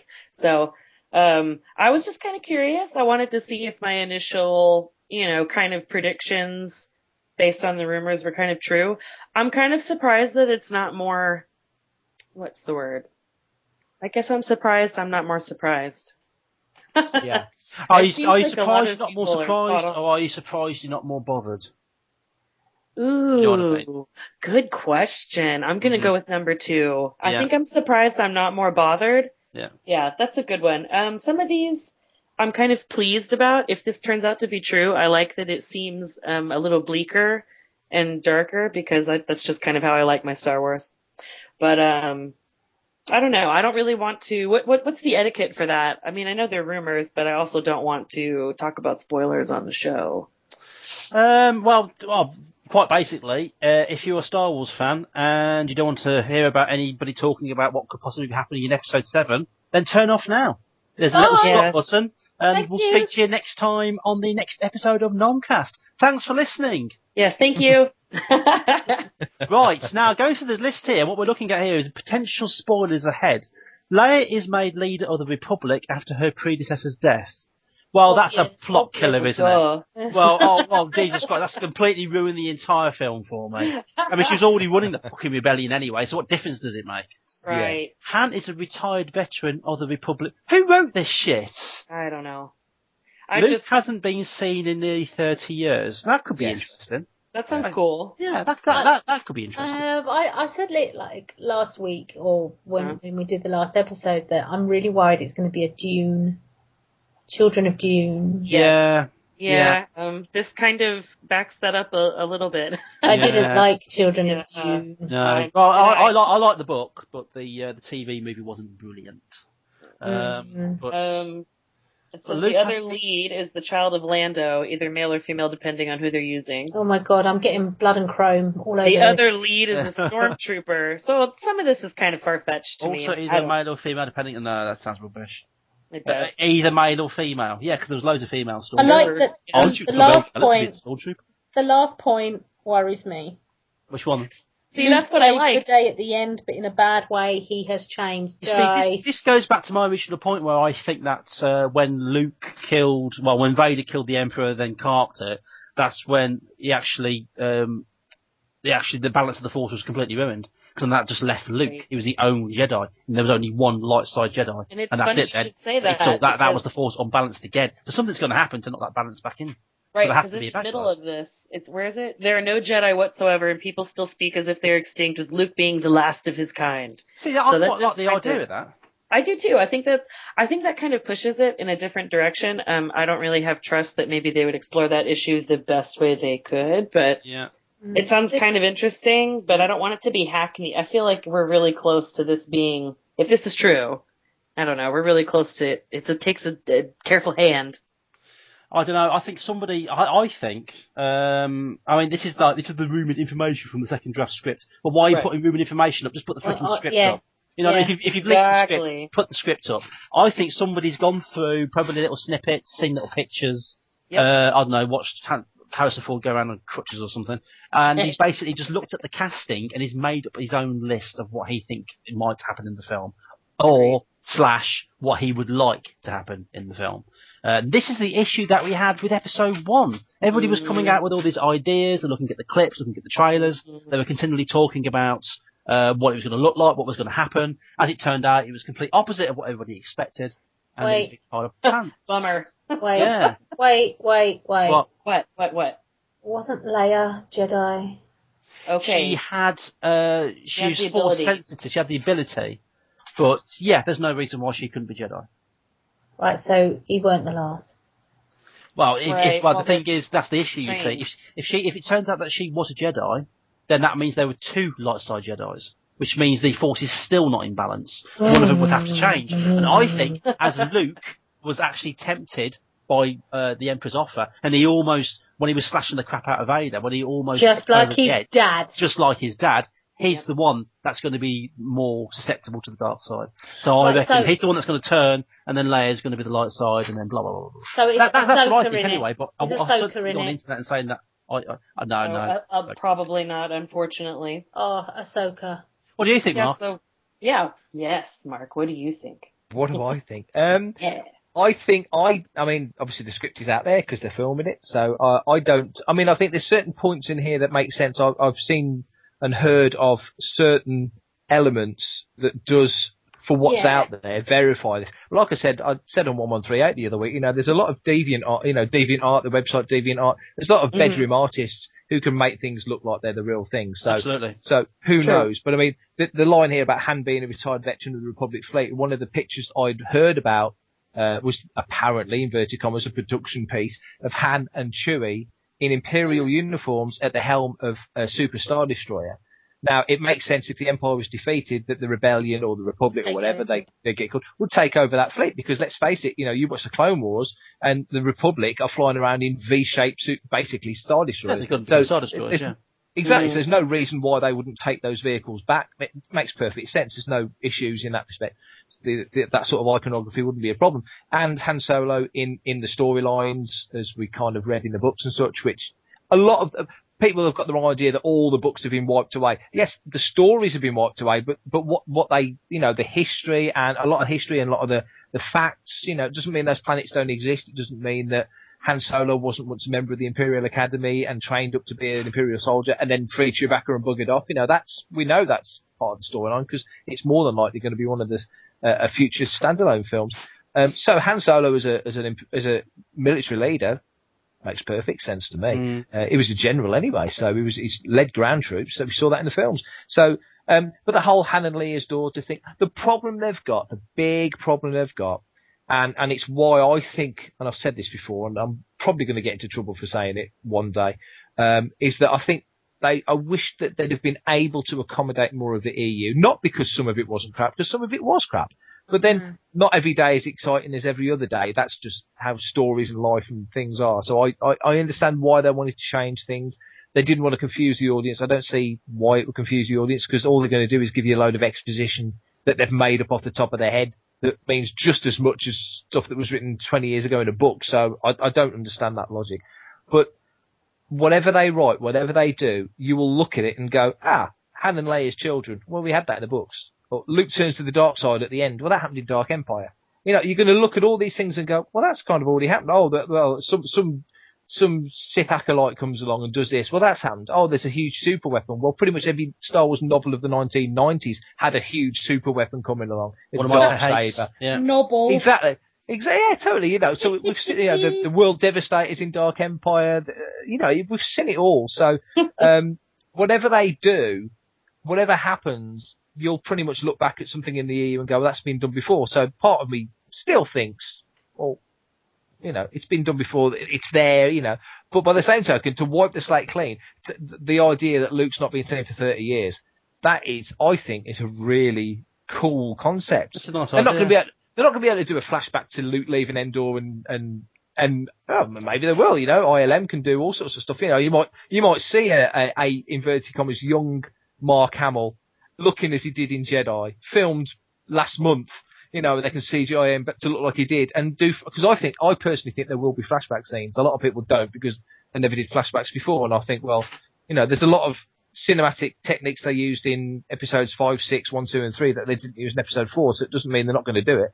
You know, perfectly reasonable to think that they would do it. Yeah, I mean, some people have got like a formula in their head as how a Star Wars film should be played out.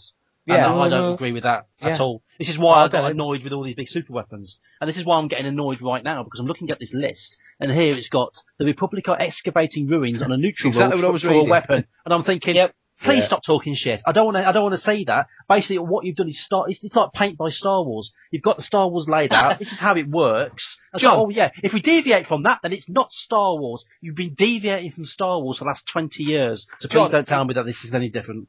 In 1985, Yan and Goa went to what planet and excavated the Heed, which was like our version of a super weapon. Yeah, indeed. The Heed, we did exactly the same thing. It was Tantalum. Yeah, but they excavated a starship, and it turned out that it was just one of the Heed shuttlecraft. But then it led them to where the Heed was in the Foron gas cloud.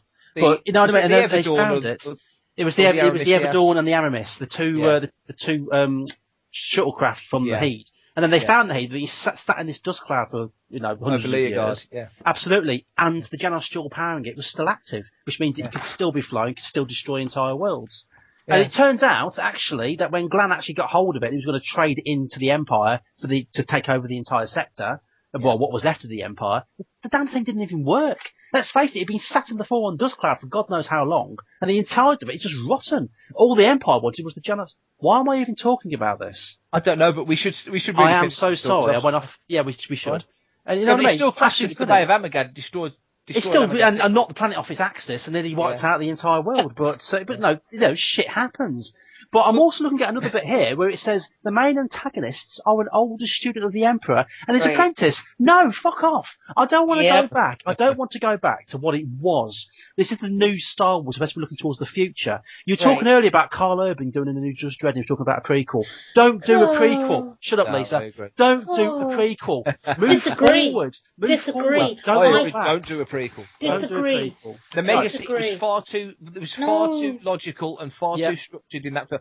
The one thing I'll say, the Stallone Dredd got right was Mega City 1. It was brilliant. And the ABC Warriors, it got that right. It was ace. The rest of the film was shit. Yeah, my Dredd in that environment would have been great. Absolutely. Oh yeah, absolutely. But you're looking absolutely.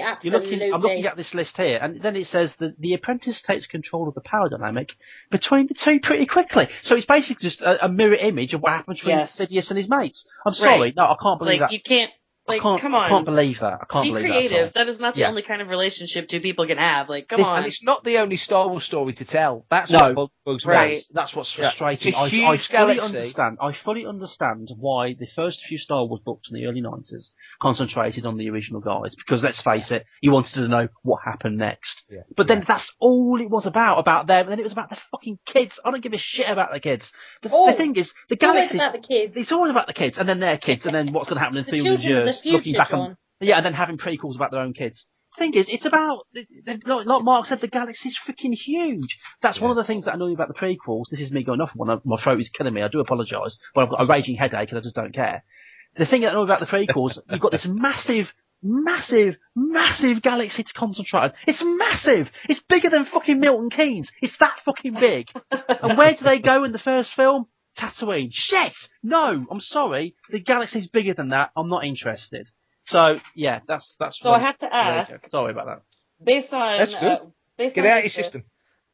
Really, though. Based on just this, I mean, how much credence are you going to lend, credibility, sorry, are you going to lend this? There are some nice ideas in there, but I'm not going to give it any precedence whatsoever. That's generally my thought. John's out. Yeah. I agree. That's my thought as well. I'm out. Yeah. Yeah, I'm sorry. There are some nice ideas in there, but they're looking at it. Like Mark said, Luke being away for 30 years, that's quite interesting.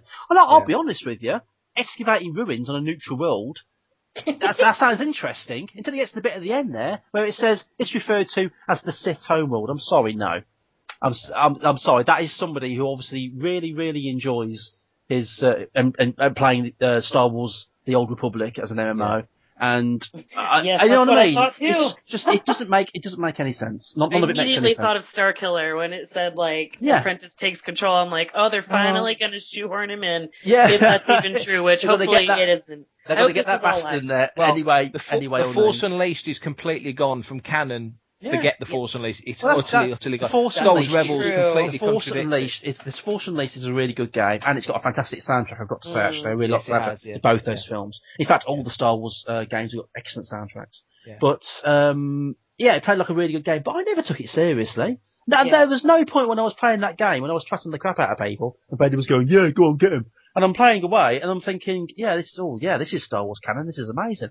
There are no Star Wars games that I play. There was no Star Wars that I read, which I automatically think it's canon. The only thing canon for me are the films, because unfortunately, it's the films that lead the way. Of course it is. Yeah. Of course it is. Everything else is window dressing. Yeah, but they've cleared the boards. But fans and again, they didn't go out of their way to say, guys, don't treat this as real Star Wars. Yeah. It's got Star Wars written on it, but it's not real Star Wars. Don't treat it like real Star Wars. Yeah. The only real Star Wars is the films and the TV series. So don't be fooled that this comic you're buying is Star Wars. It's just, it looks like Star Wars and it's based on Star Wars, but it isn't. They never said that. Yeah. So that they allowed the fans to incorporate it all in, fold it all in. Exactly. If you want it to work, you'll make it work. Exactly. And that's why they've got a guy like Leland Shee at Lucasfilm, who's the master of the holocron, whose job, literally his day-to-day job, is to make it all fit together.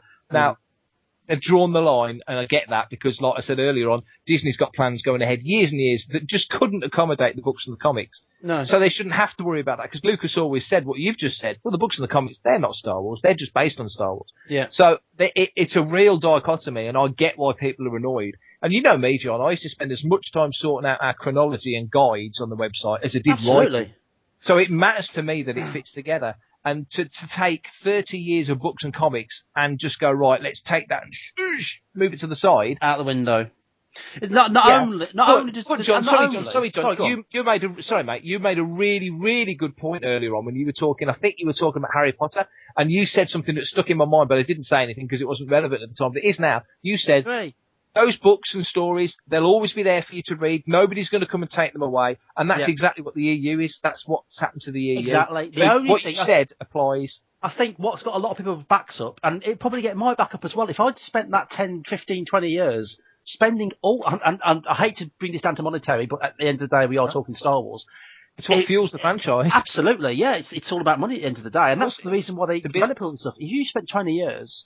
This is what annoyed me about episode 1, but that's another story. We discussed this in the last one. If you spend 20 years buying all this stuff, and then having this massive row of books and art books and figures and games and all this shit, all lined up on a shelf, and then one day somebody at Disney, not Lucasfilm, turns around and says, I don't know if that means anything anymore, sorry.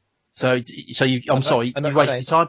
I understand completely why they'd be pissed off. I understand why people who like the expanded universe would be pissed off. But personally, I've got no dog in that fight, mainly because of the fact that I wasn't that impressed by the expanded universe, so I could take it or leave it. I'm the same with everything. I'll take it and leave it. You know what I mean? If it doesn't work for me, then I'll just simply ignore it. Simple as that. Unfortunately, you can't do that with the prequels. That's probably why it affects me so much. You can't do that with the prequels. They are canon. They are in your face. They are bloody 3/6 of the movie franchise as we know it. So it's it's one half, basically, of the movie franchise as we know it, which is a bit frustrating.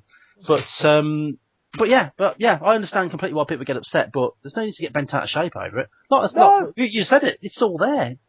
It's on your shelf. Earlier, I think Nancy said it, we've got new Star Wars films coming. It's like, cool. That's great. Who's going to complain about that? We've got all these new things ahead of us, new stuff ahead of us. It's like, and like you said, I've still got all those books and comics upstairs. If I want to read them, I will. Nobody's going to tell me that Han Solo at Star's End isn't as much Star Wars as as the Star Wars film was to me, because it is. But let's be honest, John, you and me, when we were doing our setting sector stuff, what we wrote, what we created with the other guys and the role-play games, those characters, for the longest time, were just as Star Wars as anything anybody else has ever as been. important, and it wasn't because they were changing stuff or they weren't doing alternate universe stuff.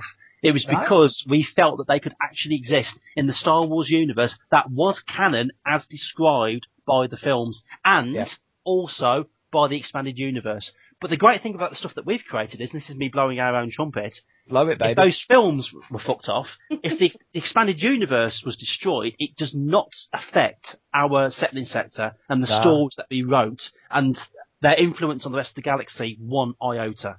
That's what makes our stuff work so well.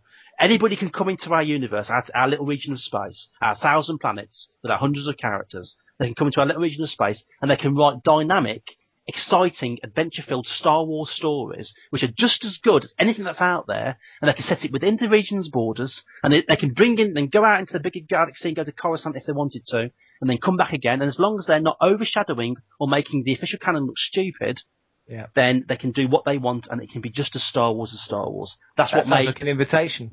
It is an invitation. Let's face it. If people, settling sector, if you want to go play Star Wars and not worry about borders and regulations and being restricted as to what you can and can't do, then you want to come and play in the settling sector, because it'll kick your ass from here to the next galaxy. And you can take that to the motherfucking bank. So, yeah, sorry about that. I was just want to again slightly. So what does everybody else think? Sorry. That's just so amusing to me. Well, you generally get around to my points eventually, so I agree with most of what you said. I do apologize. Again, no problem. I think I am more just curious to see what actually comes from all of the rumor mill.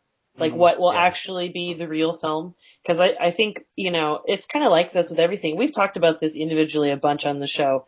Like, the hype mill that surrounds things before they come out is insane now. Yeah. Like, it kind of ruins it. I think, John, you said that. Like, you kind of start avoiding... I wish I could go back to the 1980s and maybe read the odd snippet in a magazine every couple of months, or, go out and specifically... Yeah, exactly. Go out specifically buy a magazine to read news, which would probably be wrong anyway. You know what I mean? It keeps you wet. This... this is... I want to be honest with you, Nancy, with everybody, with all the listeners and all the numbers out there, this is the first bit of Star Wars Episode VII rumour that I've ever read.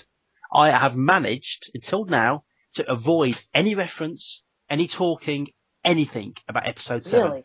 I simply did not want to know. The only images I've seen are the interior of the Falcon, the chess set, and him standing outside the studio going, oh, this is an X-Wing and shit.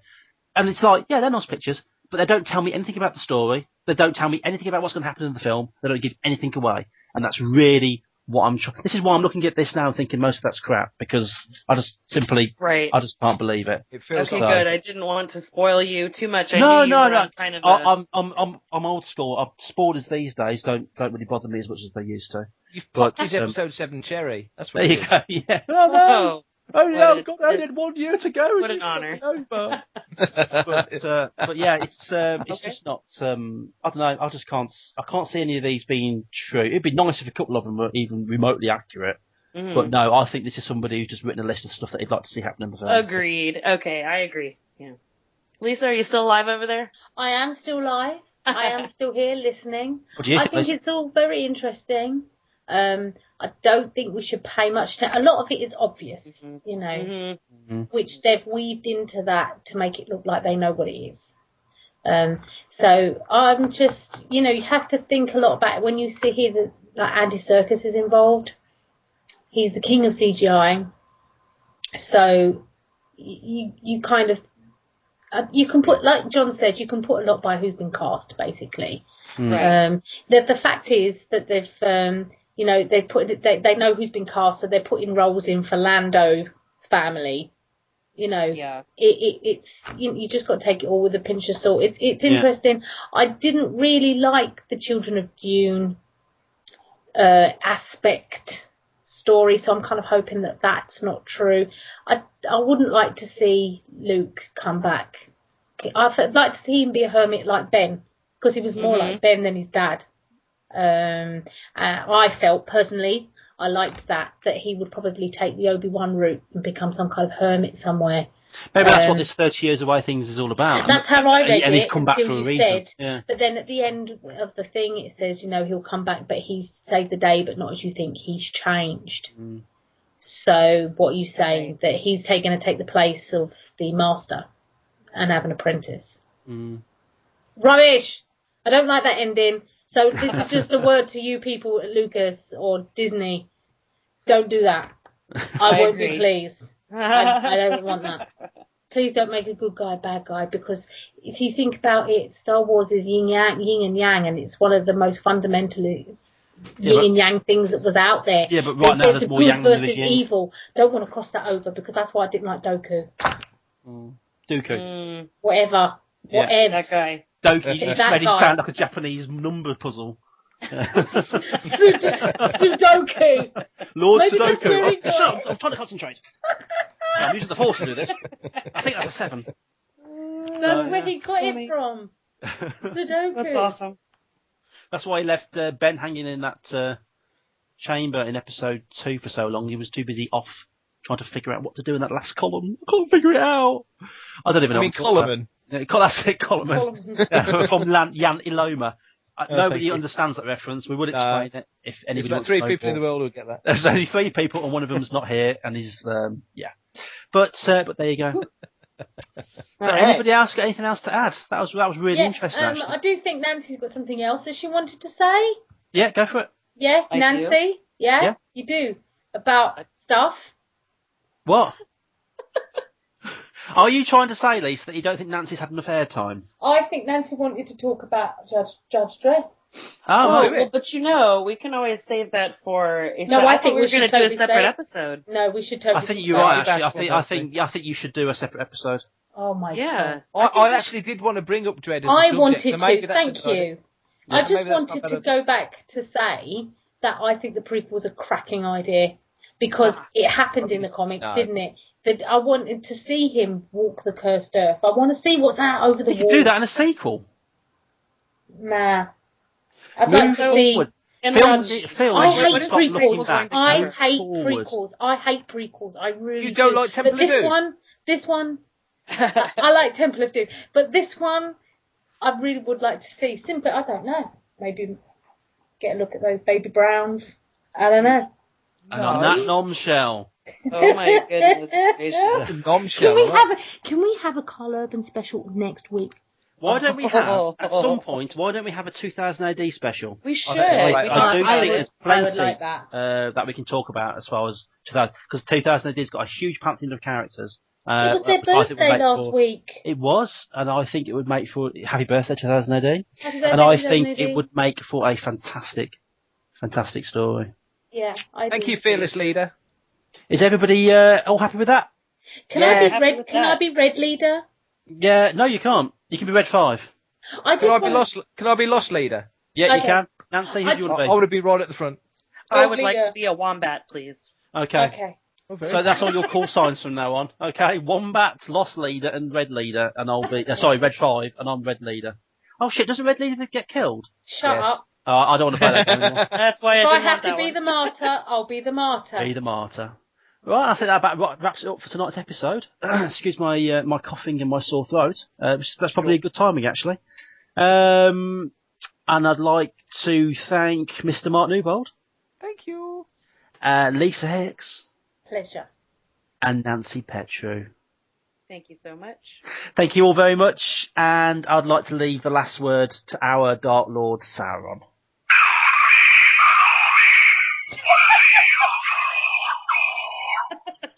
Thanks for listening.